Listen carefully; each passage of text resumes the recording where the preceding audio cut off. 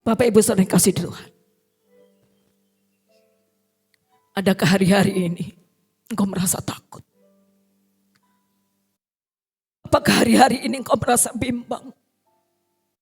Apakah hari-hari ini engkau khawatir akan hidupmu?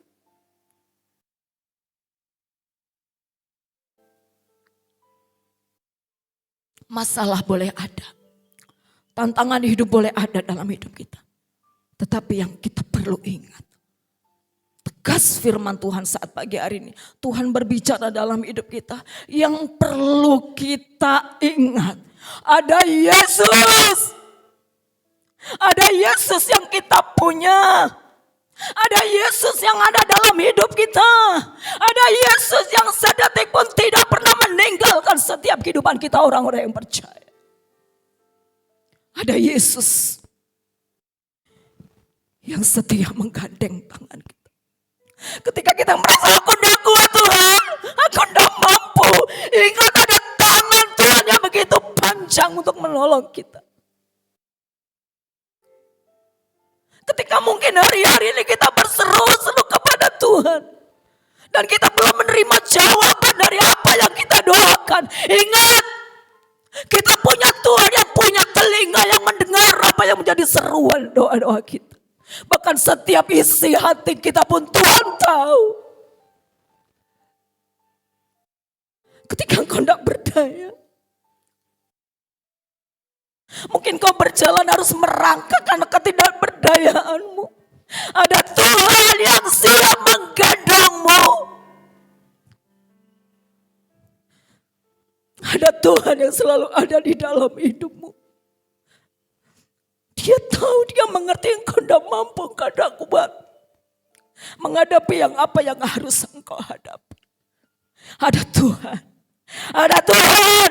Ada Tuhan Yesus yang akan menggendong engkau. Bapak Ibu saudara kasih dalam Tuhan. Saya ambil judul khotbah saat pagi hari ini. Hanya ku bisa lari kepada Tuhan.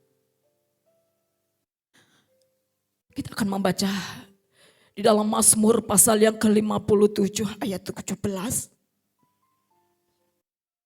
Mazmur 57 ayat yang ke-17.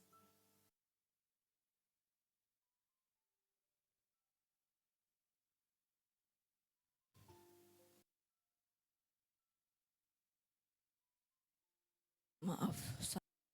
Daud mengalami yang namanya tekanan yang luar biasa karena dikejar-kejar akan dibunuh.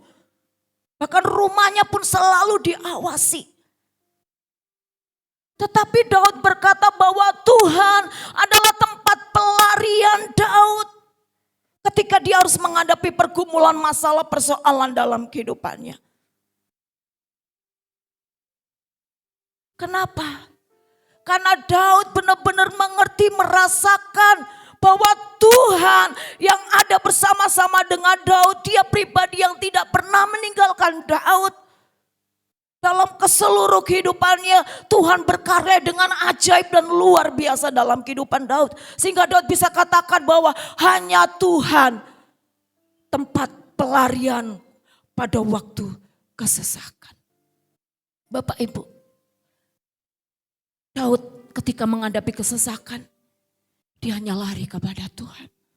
Hanya ku bisa lari kepada Yesus.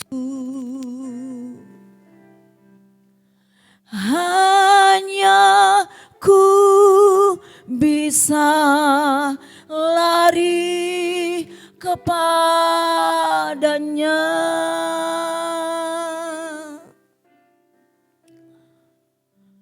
Di bawah kakinya Yesusku sentosa.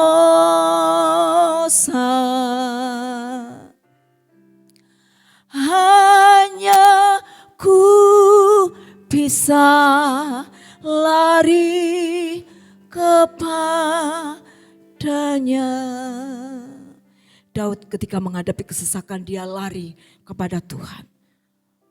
Arti lari artinya bahwa Daud datang kepada Tuhan. Ketika kita menghadapi kesesakan, kemanakah kita berlari Bapak Ibu? Ke orang pintarkah? Kepada orang yang terhebatkah? Pada orang yang terkuatkah? Tapi bila ketika persoalan datang, kesesakan datang dalam hidup kita, larilah kepada Tuhan. Amin.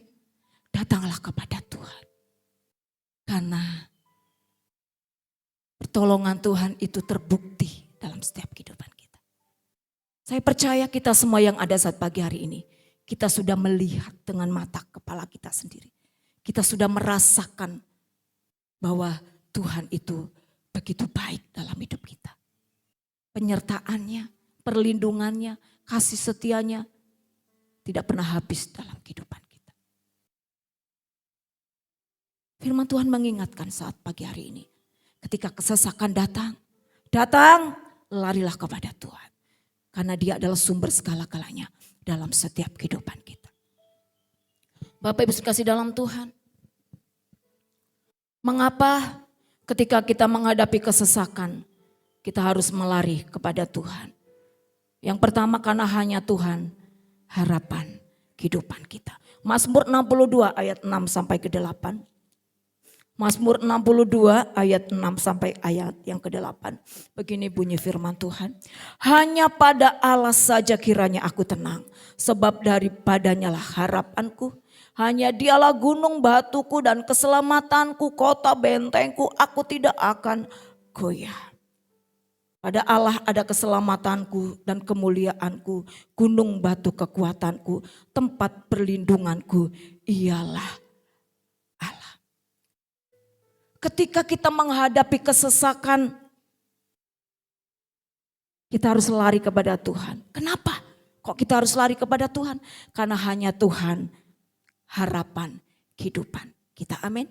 Dia dikatakan tadi ayat dikatakan bahwa dia kekuatan kita. Kota benteng itu berbicara tentang kekuatan. Jadi kita punya Allah yang menjadi sumber kekuatan kita. Dia yang menyelamatkan kita. Baik ketika di dunia ini kita butuh keselamatan. Ketika kita dipanggil Tuhan diselamatkan kita. Bahkan dia tempat perlindungan setiap kehidupan kita. Ketika menghadapi kesesakan, larilah kepada Tuhan karena hanya Tuhanlah harapan satu-satunya dalam kehidupan kita. Ketika kita menghadapi kesesakan, ketika kita datang ke orang mungkin yang terdekat dengan kita. Sekali, dua kali, tiga kali mungkin menolong kita, is okay. Tapi kalau terus menerus kita minta pertolongan, kira-kira bosen enggak yang nolong? Bosen. Seandainya saya minta uang, minjem uang nih sama Bu Roma. Sekali dikei, dua kali dikei, tiga kali dikasih. Lama-lama Bu Linda iki pendeta kok ndok nyilih duit wae. Kok ora gelem sembayang dhewe to, nyilih duit aku. Grememeng mesti. Tetapi kita punya Tuhan yang menjadi tempat harapan kita. Amin.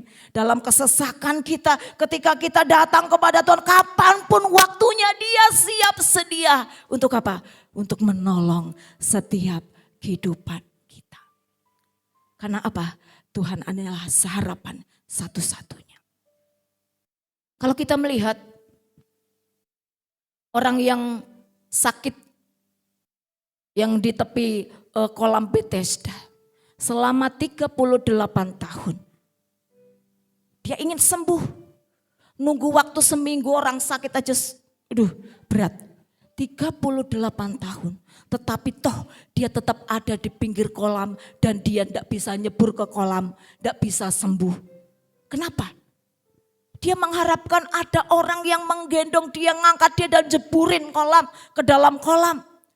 Karena ketika ada luapan, ketika orang masuk kolam itu sakit apapun sembuh. Orang ini tidak mengalami kesembuhan selama 38 tahun. Kenapa? Karena dia hanya bisa mengharapkan orang untuk menolong dia. Tetapi pada akhirnya selama 38 tahun dia tidak sembuh. Tetapi ketika dia berjumpa dengan Tuhan, Tuhan yang sembuhkan. Artinya apa? Hanya Tuhan yang jadi pengharapan kita. Kalau kita berharap kepada manusia, manusia juga punya masalahnya sendiri Bapak Ibu. Manusia juga mumet dengan urusannya sendiri. Kalau kita minta pertolongan, kita datang kepada manusia, manusia juga punya masalahnya sendiri. Mungkin sekali dua kali bisa menolong kita, tetapi apa selanjutnya bisa menolong kita? Tidak. Jadi satu-satunya harapan yang tidak pernah mengecewakan kita adalah Tuhan. Oleh sebab itu ketika kita menghadapi kesesakan, datanglah hanya kepada Tuhan Yesus. Amin. Karena Dia yang akan memberikan pengharapan dalam setiap kehidupan kita. Yang kedua, Bapak Ibu saudara kasih dalam Tuhan, mengapa kita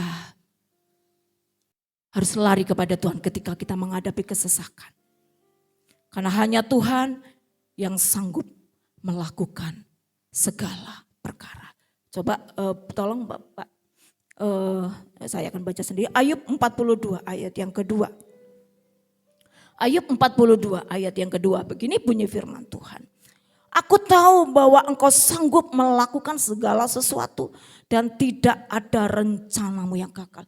Ini Ayub katakan bahwa aku tahu bahwa engkau sanggup melakukan segala sesuatu.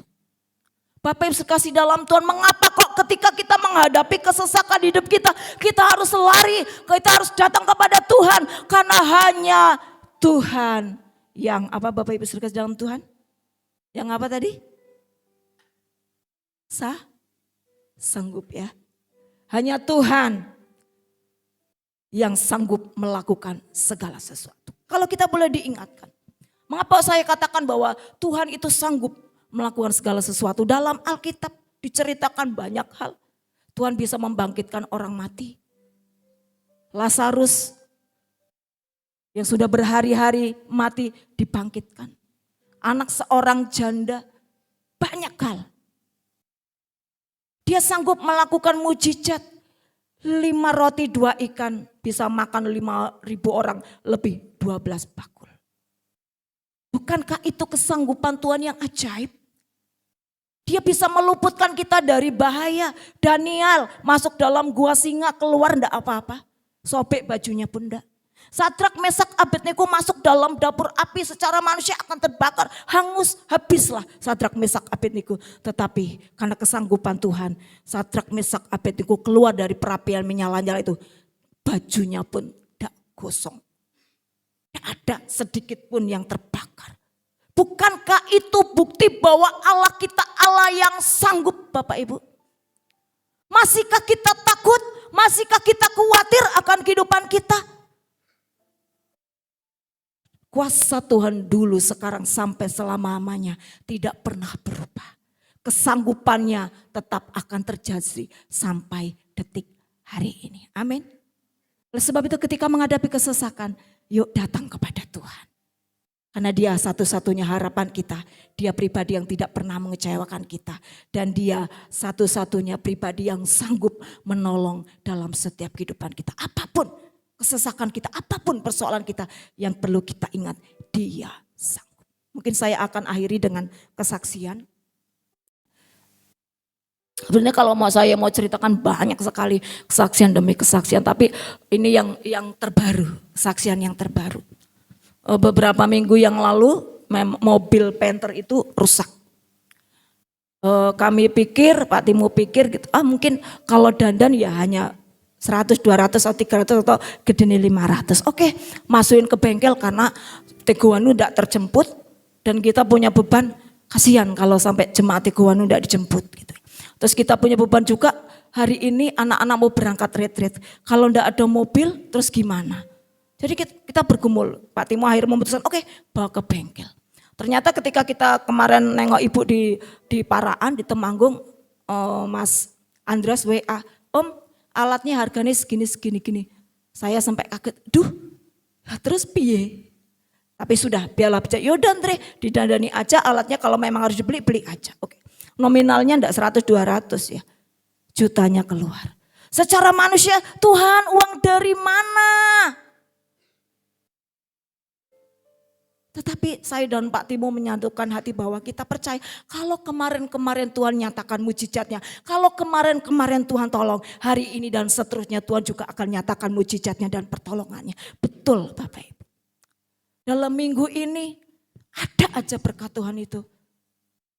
Saya pulang dari Temanggung, saya karena hujan, saya mampir ke seorang hamba Tuhan itu orang tua rohani kami. Dia tanya, lu hujan-hujan kok pergi, kok naik motor, nah mobilnya kemana? Ya saya jawab, mobilnya isik masuk ICU, isik di bengkel. Oke, enggak, kita ngomong enggak masalah mobil, sudah kita cerita. Akhirnya, Lin, Nok, manggil saya Nok, minta nomor rekening Nok. Lu tante, enggak usah repot, enggak, akhirnya minta. Ditransfer. Terus ada lagi buka jalan, ada lagi pertolongan Tuhan. Secara manusia enggak mungkin. Saya yang enggak pernah minta sama orang itu, saya enggak pernah mengeluh sama orang itu. Beda tadi kan karena ditanya mobilnya mana, ya saya jawab mobilnya masuk bengkel. Tapi saya enggak pernah minta, oh Om tolong bantuin kayak apa, enggak. Saya hanya tahu ketika ini menurut kami berat, kami datang kepada Tuhan, kami lari kepada Tuhan, kami tahu dan percaya bahwa Tuhan yang kami sembah itu Tuhan yang sanggup. Saya katakan Tuhan, jangan permalukan kami. Nek sampai mobilnya jadi kami tidak ada uang mobilnya, kami malu sama Andreas, jujur malu. Terus kasihan jemaat Tegowanu, terus anak-anak nanti, saya jadi hari kemarin Sabtu tuh, karena uangnya belum genap terus bergumul. Sambil utak-utak, sambil bekerja, saya tetap berdoa, saya tetap percaya. Saya tetap perkatakan Tuhan pasti sanggup. Tuhan pasti sanggup. Benar Bapak Ibu saudara kasih, Tuhan kita sanggup. Ya Sabtu semalam papanya ada di Demak karena ngikuti pelayanan. Saya mobilnya ambil, sudah jadi. Saya pikir loh kalau mobilnya sudah diambil berarti uangnya sudah genap. Betul Bapak Ibu. Kalau saya melihat campur tangan dan pertolongan Tuhan yang dahsyat luar biasa. Saya percaya Bapak Ibu juga akan melihat, merasakan campur tangan Tuhan, pertolongan Tuhan yang dahsyat, yang di luar pemikiran. Kenapa? Allah yang kita sembah, Allah yang sambut, bukan karena saya hamba Tuhan, tapi iman kita sama. Tuhan sanggup. Asalkan apa? Ketika kesesakan datang, yuk lari kepada Tuhan. Ngadu sama Tuhan, minta pertolongan sama Tuhan. Kenapa? Ketika kita berseru Tuhan mendengar, Tuhan menjawab setiap seruan doa kita. Kita ketika menangis di hadapan Tuhan, Tuhan lihat tetesan dari mata kita dan air mata kita ditampung dalam kirbatnya. Tuhan perhitungkan semuanya. Jadi ketika kesesakan datang, jangan engkau takut, jangan engkau gentar, jangan engkau bimbang, jangan engkau khawatir. Karena kita punya Tuhan yang dahsyat.